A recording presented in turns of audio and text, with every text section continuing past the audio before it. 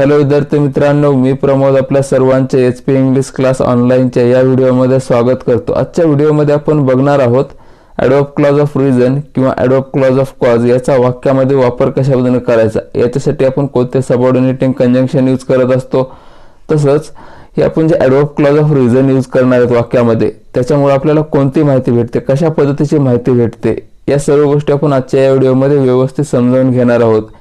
याच्या अगोदरच्या व्हिडिओमध्ये तुम्हाला मी सांगितलेलं आहे की आपण ॲडवर्ब क्लॉज वाक्यामध्ये कशासाठी यूज करत असतो, ॲडवर्ब क्लॉज कशा पद्धतीने बनत असतं, या सर्व गोष्टी याच्या अगोदरच्या व्हिडिओमध्ये सांगितलेल्या आहेत। जर तुम्ही तो व्हिडिओ बघितला नसेल तर खाली डिस्क्रिप्शन बॉक्समध्ये लिंक दिलेली आहे, तिथून तुम्ही चेक करू शकता, किंवा बेसिक इंग्लिशची प्लेलिस्ट बनवलेली आहे त्याच्यामध्ये तुम्ही हे व्हिडिओ चेक करू शकता।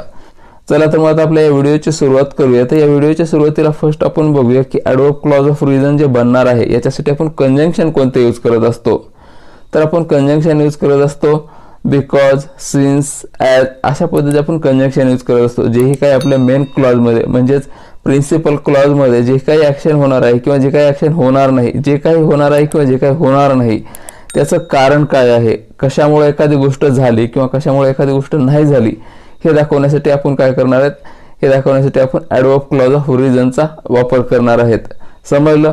तर आपण व्यवस्थित उदाहरणाद्वारे समजावून घेऊया की कशा पद्धतीने आपण हे ॲडवर्ब क्लॉज ऑफ कॉज वाक्यामध्ये यूज करत असतो ते। तर पहिलं वाक्य असं आहे, I did not upload videos because I was busy, अशा पद्धतीने वाक्य आहे। आता या वाक्यामध्ये बघा काय म्हणलेलं आहे, I did not upload videos, me video upload केले नाहीत। पुढे सांगितलेलं आहे बिकॉज आय वॉज बिझी, कारण मी बिझी होतो, कारण मी व्यस्त होतो, हे त्याचं कारण सांगितलेलं आहे। व्हिडिओ का अपलोड केले नाहीत, कारण मी बिझी होतो, बरोबर। आता याच्यामध्ये हे जे आपला मेन क्लॉज आहे I did not upload videos, या मेन क्लॉजमध्ये काय दाखवलंय किंवा मी काहीतरी केलं नाही, काय केलं नाही, व्हिडिओ अपलोड केले नाहीत। का केले नाहीत याचं कारण कोण सांगतंय, हे आपलं डिपेंडंट क्लॉज सांगतंय। काय dependent clause, because I was busy, आणि हे डिपेंडंट क्लॉज काय आहे, हे डिपेंडंट क्लॉज आपला ॲडवर्ब क्लॉज ऑफ रिझन आहे, कारण की ह्याच्यामध्ये रिझन सांगितलं जातंय। मेन क्लॉजमध्ये हे ॲक्शन का झाले नाही तर याचं रिझन हे आहे। समजतंय? या वाक्यामध्ये बघा, या वाक्यामध्ये आपण बिकॉज हे कंजंक्शन यूज केलेलं आहे। या कंजंक्शनवरून आपल्याला हे समजतंय की आपण adverb clause of reason use केलेलं आहे। पण जर समजा मला हे माहीत नाही की आपण वाक्यामध्ये ॲडवर्ब क्लॉज ऑफ रिझनसाठी कोणते कंजंक्शन यूज करत असतो, त्यावेळेस काय करायचं, कशावरून समजायचं की हे आपलं ॲडवर्ब क्लॉज ऑफ रिझन आहे किंवा ॲडवर्ब क्लॉज ऑफ प्लेस आहे किंवा ॲडवर्ब क्लॉज ऑफ टाईम आहे, कशावरून समजायचं? तर त्याच्यासाठी आपण काय करत असतो, आपण मेन क्लॉजला क्वेश्चन करत असतो। काय क्वेश्चन करणार आहेत याच्यासाठी आपण क्वेश्चन करणार आहोत व्हायनं। कशाने क्वेश्चन करणार आहेत, व्हायनं क्वेश्चन करणार आहेत। मग आपला क्वेश्चन कसा तयार होणार आहे, क्वेश्चन आपला असा तयार होणार आहे, व्हाय डिड नॉट अपलोड व्हिडिओज, अशा पद्धतीने आपलं हे क्वेश्चन असणार आहे। मग याचं उत्तर काय असणार आहे, याचं उत्तर हे आपलं डिपेंडंट क्लॉज असणार आहे। काय उत्तर आहे, बिकॉज आय वॉज बिझी, कारण मी व्यस्त होतो, कारण मी बिझी होतो, बरोबर। मग याच्यामध्ये सांगितलेलं आहे की मेन क्लॉजमधली जी काही ॲक्शन झालेली नाही ती ॲक्शन का नाही झाली, किंवा जी मेन क्लॉजमध्ये ॲक्शन झालेली आहे ती का झाली, याचं कारण कोण सांगणार आहे, याचं कारण हे डिपेंडंट क्लॉज सांगणार आहे। आणि कारण सांगणाऱ्या क्लॉजला आपण काय म्हणतो, ॲडवर्ब क्लॉज ऑफ कॉज किंवा ॲडवर्ब क्लॉज ऑफ रिझन, अशा पद्धतीने हे आपलं ॲडवर्ब क्लॉज ऑफ रिझनचा वाक्यामध्ये यूज करत असतो। समजतंय कशा पद्धतीने आपण यूज करू शकतो? नेक्स्ट सेंटेन्स बघूया। नेक्स्ट सेंटेन्स आहे, she is happy because she has won a lottery, अशा पद्धतीने वाक्य आहे। आता या वाक्यामध्ये बघा, या वाक्यामध्ये आपला मेन क्लॉज काय, मेन क्लॉज आहे शी इज हॅपी, बरोबर। मग याच्यामध्ये आपल्याला मेन क्लॉज तर दिसतं, या मेन क्लॉजमध्ये काय दाखवलेलं आहे, या मेन क्लॉजमध्ये ॲक्शन नाही, पण या मेन क्लॉजमध्ये दाखवलेलं आहे की शी इज हॅपी, म्हणजे ती आनंदी आहे। मग यालाच आपण क्वेश्चन करणार आहोत, व्हाय शी इज हॅपी, मग ती आनंदी का आहे। मग आपलं उत्तर काय येणार आहे, उत्तर आपलं आहे because she has won a lottery, कारण तिने एक लॉटरी जिंकलेली आहे, बरोबर। अशा पद्धतीने आपले उत्तर असणार आहे।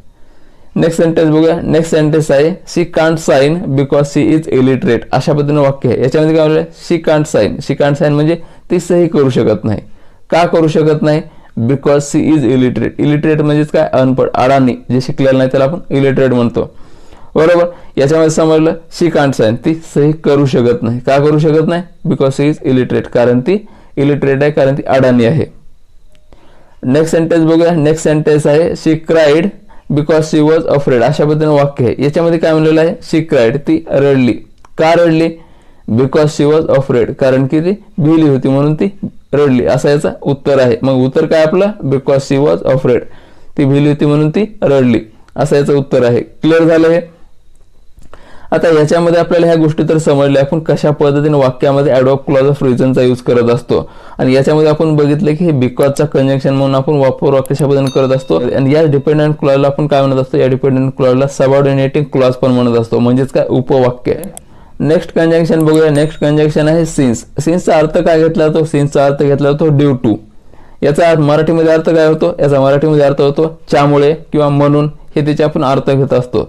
तर बघा आपण याचा वाक्यामध्ये वापर कशावर करू शकतो. वाक्य असं आहे, since English is not our mother tongue we can't speak it fluently. अशा पद्धतीने वाक्य आहे. याच्यामध्ये काय म्हणतो, since English is not our mother tongue. Mother tongue म्हणजेच काय, मातृभाषा. मग याच्यामध्ये काय म्हणलं, English is not our mother tongue म्हणजे इंग्रजी ही आपली मातृभाषा नसल्यानं काय, we can't speak it fluently, आपण फ्लुएंटली बोलू शकत नाही, आपण फराटेदार बोलू शकत नाही.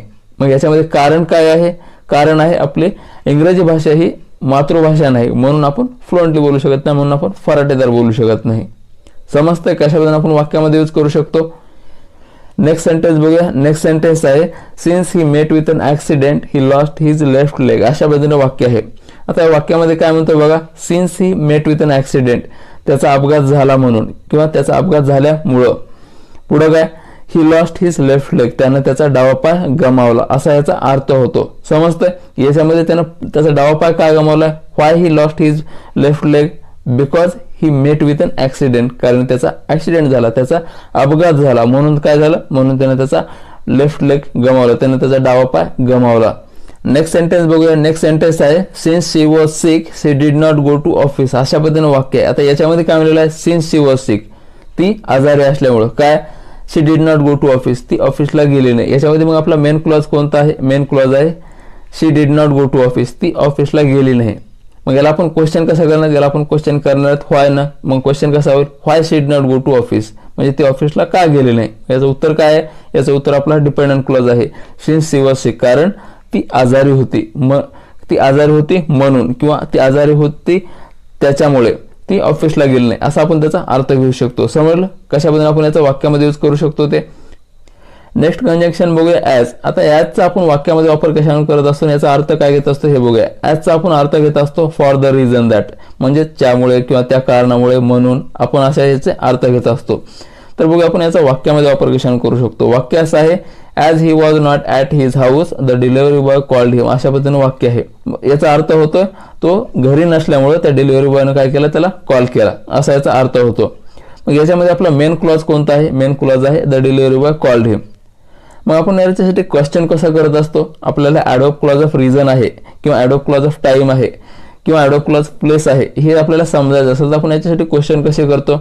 टाइमसाठी आपण वेअरनं क्वेश्चन करतो, प्लेससाठी आपण वेअरनं क्वेश्चन करतो, आणि ॲडवर्ब क्लॉज ऑफ रिझन जर समजायचं असेल तर आपण त्यासाठी क्वेश्चन कशाने करतो, व्हायनं क्वेश्चन करतो. मग याला आपण क्वेश्चन कसा करणार आहे, क्वेश्चन आपला असा होणार आहे, व्हाय the delivery boy called him, अशा पद्धतीने क्वेश्चन होणार आहे. मग आपलं उत्तर काय, उत्तर आहे as he was not at his house, म्हणजे तो त्याच्या घरी नसल्यामुळं हा आपला डिपेंडंट क्लॉज काय असणार आहे, हा डिपेंडंट क्लॉज आपला उत्तर आहे. समजतंय. या व्हिडिओचं शेवटचं एक वाक्य बघूया. शेवटचं वाक्य काय, शेवटचं वाक्य आहे, as we were late we missed the bus. अशा पद्धतीने वाक्य आहे. या वाक्यामध्ये काय मिळालेलं आहे, या वाक्यामध्ये मिळालेलं आहे आम्हाला उशीर झाला म्हणून आम्ही बस चुकवली, असा याचा अर्थ होतो. समजलं. तर याच्यामध्ये आपण काय विचारणार आहेत क्वेश्चन, याच्यामध्ये आपण क्वेश्चन विचारणार आहेत की बस का चुकवली किंवा बस का चुकली. आपण कानं क्वेश्चन करतो, म्हणजे व्हायनं क्वेश्चन करतो, बरोबर. मग उत्तर काय, आपलं उत्तर आहे ॲज वी वर लेट, कारण आम्हाला उशीर झाला म्हणून आम्ही काय केलं, आम्ही बस चुकवली, असा याचा अर्थ होतो. समजलं. वाक्यामध्ये आपण कशा पद्धतीनं व्हायचा वापर करून क्वेश्चन करत असतो, कशा पद्धतीने आपण ॲडवर्ब क्लॉज ऑफ रिझनचा वाक्यामध्ये वापर करत असतो ते.